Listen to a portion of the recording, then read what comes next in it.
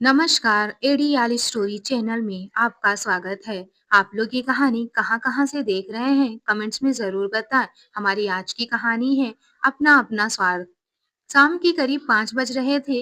बिहारी जी अपने घर के बाहर चौकी पर अपनी पत्नी निर्मला जी के साथ बैठे हुए रोजाना की तरह अपनी कारोबार का हाल-चाल सुना ही रहे थे कि इतने में बड़ा बेटा सोनू आया और बोला, पिताजी जरा संदूक की चाबी तो दीजिए।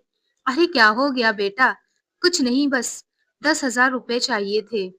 पिताजी आपको तो पता ही है मेरी कार खराब हो गई है, उसे बनवानी है।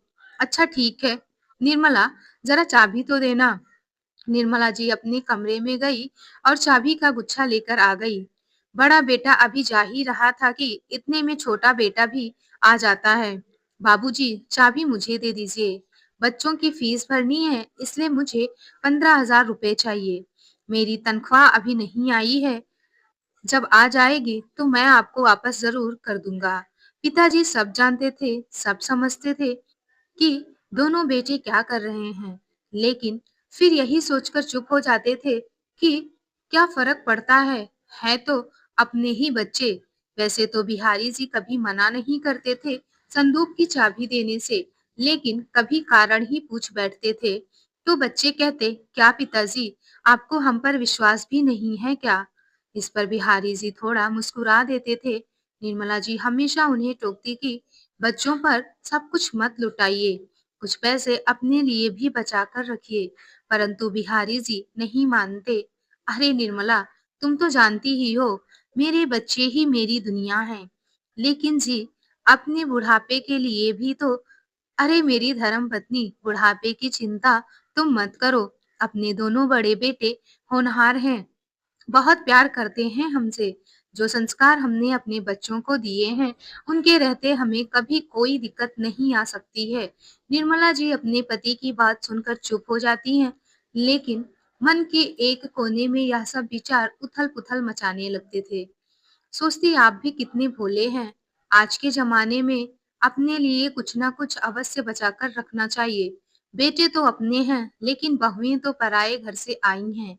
और वैसे आपसे ज़्यादा मैं अपनी बहुओं को अच्छे से जानती हूँ।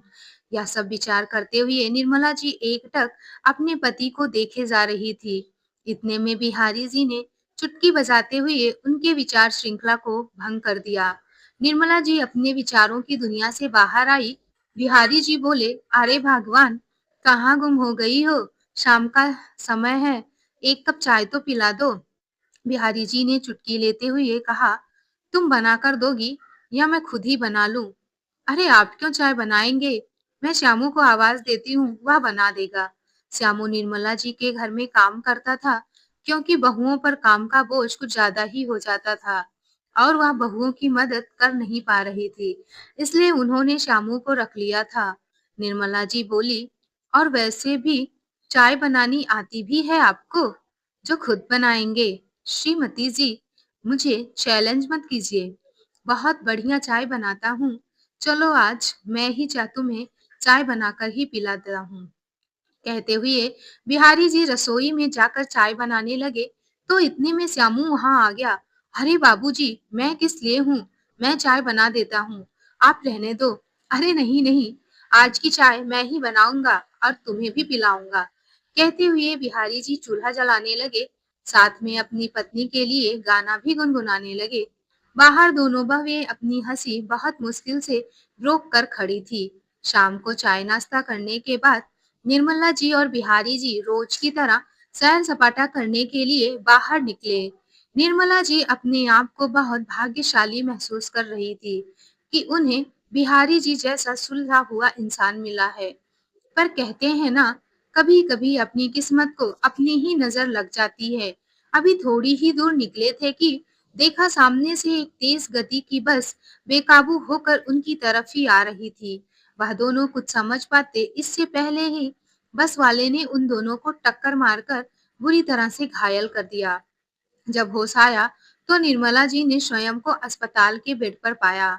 देखा तो एक नर्स उन्हें ग्लूकोज लगाने जा रही थी। उन्होंने आंखें खोलते ही बिहारी जी के बारे में पूछा तो नर्स ने बताया कि बिहारी जी अभी आईसीयू में हैं। दरअसल उन्हें बहुत ज्यादा गंभीर चोटें आई हैं, जिसके कारण उनकी हालत गंभीर बनी हुई है। सुनते ही निर्मला जी ग्लूकोज को झटक कर एक तरफ फेंकती हैं। चोटें लगने के बावजूद उठकर खड़ी हो गई और चल पड़ी। आज दर्द में भी इतनी हिम्मत कहाँ थी जो उन्हें रोक पाता। नर्स और अस्पताल के अन्य कर्मचारी उन्हें पीछे से आवाज लगा रहे थे और निर्मला जी को जैसे कानों से सुनाई देना ही बंद हो गया था। सिर्फ और सिर्फ बिहारी जी की प्यार भरी बातें ही उनके कानों में गूंज रही थी। बिहारी जी को इतनी बुरी अवस्था में देखकर निर्मला जी उन्हें देखते रह गई। कुछ देर पहले जो बिहारी जी उनके साथ हंस रहे थे, सैर पर निकले थे, वह अस्पताल के बेड पर जख्मी हालत में पड़े थे। निर्मला जी खुद को संभाल न सकी और बोली, उठिए ना, देखिए आपके सहारे ही तो मैं जिंदगी जी रही थी। आप ही तो मेरे दिल की भावनाओं को समझते हैं। अब आप ही इस तरह मुझसे रूठ जाओगे तो मेरा क्या होगा? कहते-कहते निर्मला जोर-जोर से रोने लगी। उन्हें आईसीयू से बाहर ले जाया गया। आखिर उन्हें भी काफी कमजोरी आ गई थी। निर्मला जी को अस्पताल के बेड पर लिटा दिया गया और उन्हें आराम करने को कहा गया। बिहारी जी की चिंता ही निर्मला जी को खाए जा रही थी। आंखें बंद किए निर्मला जी अपने पति के साथ बिताए मीठे पलों को याद कर रही थी कि इतने में आवाज आई, बड़ी माँ। आंखें खोलकर देखा तो सामने उनका नौकर श्यामू खड़ा था। निर्मला जी की ऐसी हालत देखकर उसकी आंखों में आंसू आ गए थे। श्यामू बोला, खाना खा लीजिए बड़ी माँ। निर्मला जी इधर उधर देखने लगी। आसपास और कोई नहीं था। तभी श्यामू बोला, बड़ी माँ, यहाँ कोई नहीं आया है, तो मैंने सोचा कि आप दोनों हॉस्पिटल में अकेले होंगे, तो आपका हालचाल जानने के लिए आ गया। आते आते साथ में थोड़ा सा खाना भी ले आया। उठिए ना बड़ी माँ, थोड़ा सा खाना खा लीजिए। बाबूजी भी जल्दी ही ठीक हो जाएंगे, आप चिंता मत कीजिए। श्यामू का इतना प्यार देखकर निर्मला जी को कुछ हौसला हुआ।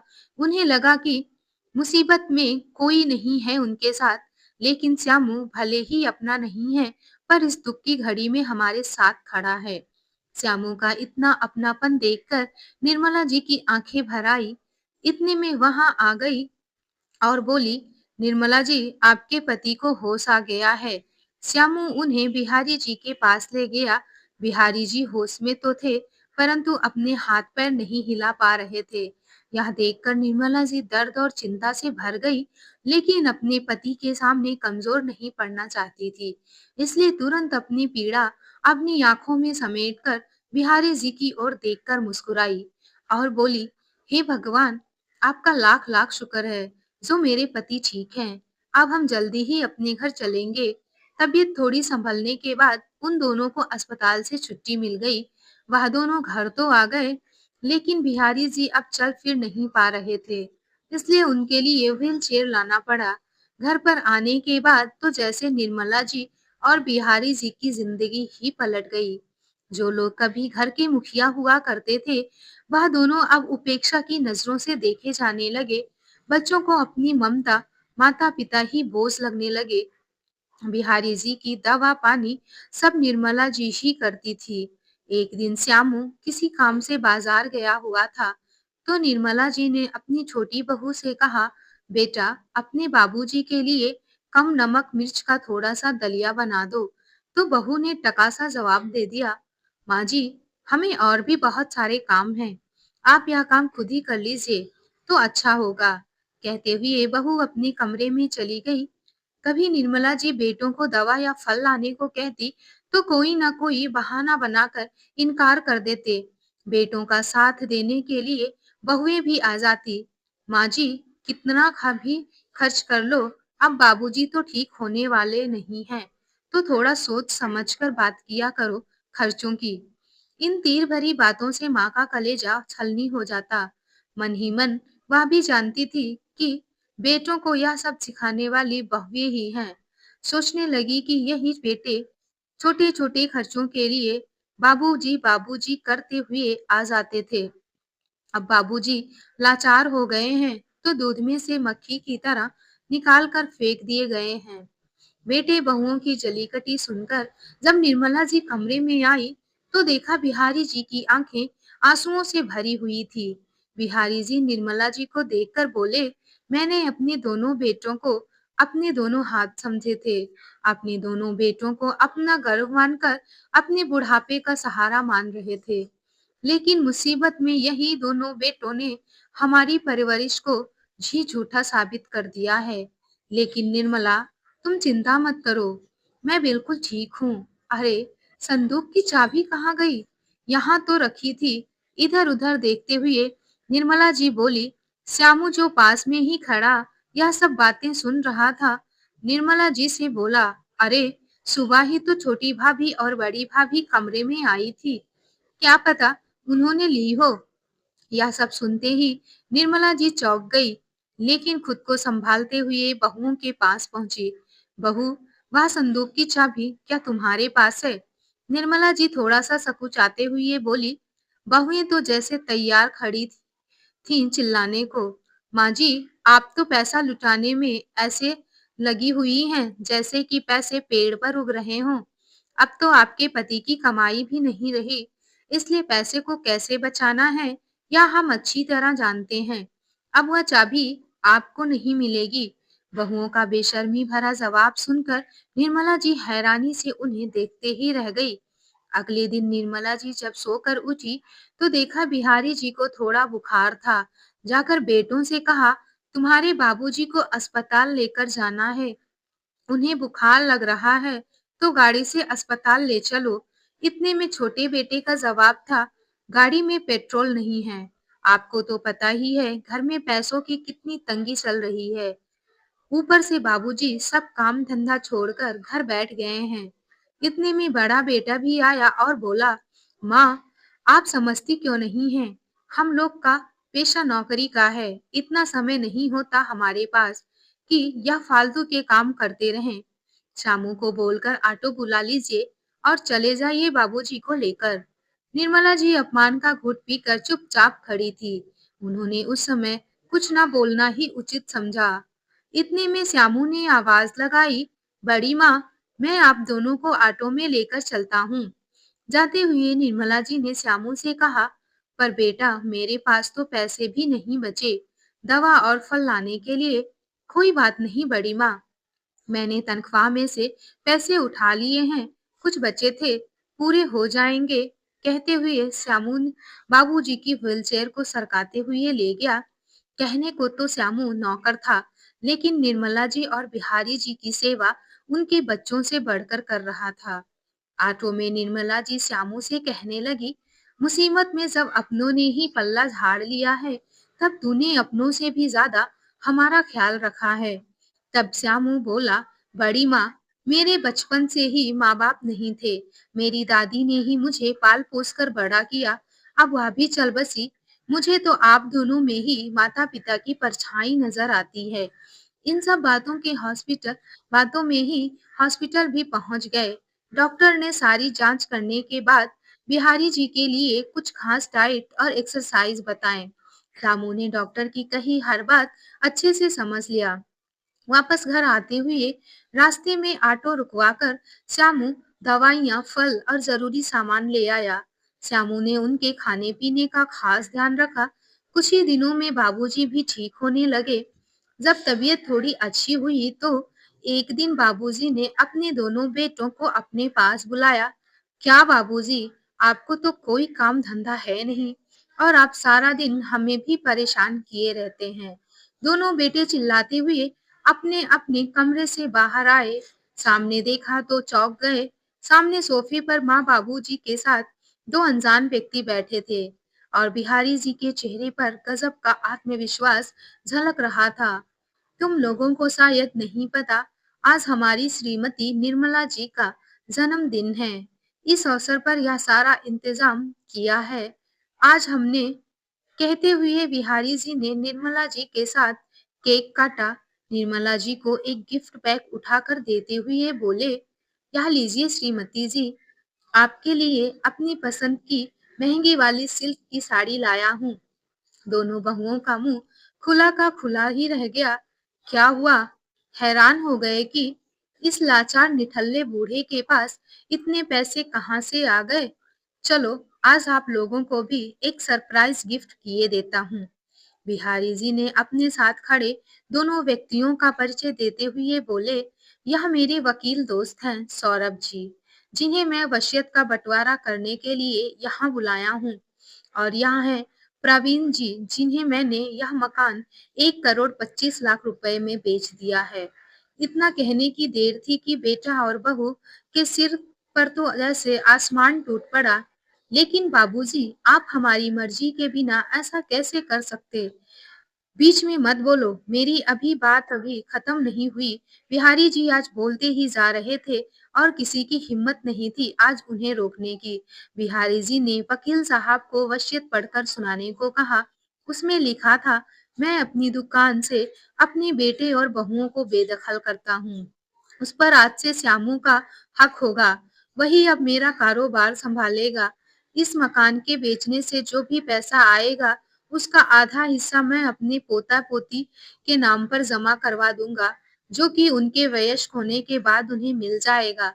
और बाकी की आधी रकम से मैं एक छोटा-सा मकान खरीद रहा हूँ, जिसमें मैं और मेरी पत्नी और श्यामू तीनों रहेंगे। और मेरे पोता-पोती के लिए मेरे घर के दरवाजे हमेशा खुले रहेंगे। अब बिहारी जी बोले, तुम लोगों के पास 10 दिन का समय है अपने रहने का इंतजाम कहीं और करने के लिए, क्योंकि 10 दिन बाद इस मकान पर प्रवीण जी का हक होगा। मैं अभी इस तक इसी भ्रम में था कि मेरे 2 बेटे हैं जो बहुत होनहार हैं, परंतु क्या सचमुच मेरे दोनों बेटे मेरे अपने हैं? यहाँ सब अपने-अपने स्वार्थ में जी रहे हैं। मैं तो झूठा ही भ्रम पाल कर खुश था कि यहाँ सब मेरे अपने हैं। शुक्र है उस भगवान का जो हमें ऐसा दुख दिया जिसके कारण मुझे दुनिया की सच्चाई नजर आई। मुसीबत के समय में भी तुम लोगों को सिर्फ और सिर्फ पैसा ही दिखाई दे रहा था। अरे, मैं तो कब का इस दुनिया को छोड़कर चला गया होता अपने लाचार बेकार अपाहिज शरीर के साथ, लेकिन अभी जिंदा हूँ। यह सब मेरी पत्नी निर्मला और श्यामू की ही सेवा का फल है, जो आज मैं बिल्कुल ठीक-ठाक हूँ। असल में बेटे का फर्ज तो सिर्फ श्यामू ने ही निभाया है। पिताजी, वह नौकर है और उसे नौकर की जगह पर ही रखें। आपके बेटे हम हैं, बड़े बेटे ने कहा। बेटे की बात सुनकर बिहारी जी बोले, बंधी हुई तनख्वाह के अलावा दिया ही क्या है इसे मैंने, लेकिन इसने तो जीवन दान दिया है मुझे। मेरी और मेरी पत्नी के बुढ़ापे की लाठी बना बना है। अब तो दोनों बेटे बहुएं माँ जी के चरणों में गिर पड़ी और बोली, हमसे बहुत बड़ी गलती हो गई माँ जी, आप ही कुछ समझाइए बाबूजी को। हम लोग आपके ही तो बच्चे हैं और फिर रिश्तेदार क्या बोलेंगे? यह भी तो जरा सोचिए। बहुओं को माँ जी से कुछ उम्मीद थी, लेकिन निर्मला जी उनकी उम्मीदों पर पानी फेरते हुए बोली, यह बात तब याद क्यों नहीं थी जब तुम लोगों के सामने लाचार होकर मैं तुम्हारे बाबूजी की जिंदगी की भीख मांग रही थी। और फिर रिश्तेदार तो जो कहेंगे सो कहेंगे, मुझे उनकी कोई चिंता नहीं है। तुम अपना सामान बांध कर जाने की तैयारी करो। माँ पिताजी की हिम्मत देखकर आज दोनों बेटे और बहुएं आश्चर्य में पड़ गए। शायद उन्हें अपने कानों पर यकीन नहीं हुआ। वह लोग बहुत रोए, माफी मांगे, लेकिन अंत में वही हुआ जो बिहारी जी ने अपनी वसीयत में लिखा था। बेटों और बहू को अपने किए की सजा और सबक दोनों मिल चुके थे। नादान है वह लोग जो माँ बाप का अपमान करते हैं। माँ बाप तो वो रतन है जिन्हें भगवान भी प्रणाम करते हैं। माँ-बाप के संसार में बच्चे ही सब कुछ होते हैं, पर बच्चों के संस्कार में वह कहीं खो से क्यों जाते हैं। तो दोस्तों, स्वार्थ की ये कहानी आपको कैसी लगी? लाइक और कमेंट्स करके ज़रूर बताएं। कहानी अच्छी लगे तो चैनल को सब्सक्राइब करना बिल्कुल ना भूलें। आइए मिलते हैं एक और नई कहानी के साथ। बहुत-बहुत धन्यवाद।